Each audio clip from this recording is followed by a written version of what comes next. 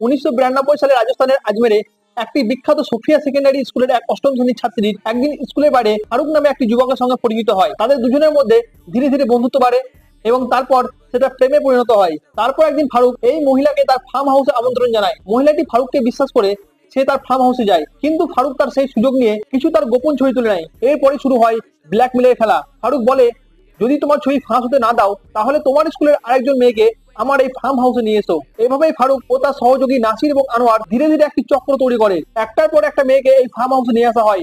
প্রায় 250 জন মেয়েকে এই ফাঁদের মধ্যে ফেলা হয়, কিন্তু সমাজ, পরিবার এবং তাদের রাজনৈতিক শক্তির ভয়ে তারা সবাই নীরবে থাকে। কেউ কেউ আত্মহত্যা করে, আবার কেউ একাকিত্বে ভেঙে পড়ে। এই ঘটনাগুলো যখন একজন সাংবাদিক জানতে পেরে সংবাদপত্রে প্রকাশিত করে, তখন সেই সাংবাদিক মদন সিং তাদের নিশানার মধ্যে পড়ে যায়। এর ফলে প্রথমে তাকে গুলি করা হয় এবং পরে হাসপাতালের বেডের মধ্যে তাকে নির্মমভাবে হত্যা করা হয়। 1998 সালে আদালত দোষীদের যাবজ্জীবন কারাদণ্ড দিলেও ফারুকই সেখান থেকে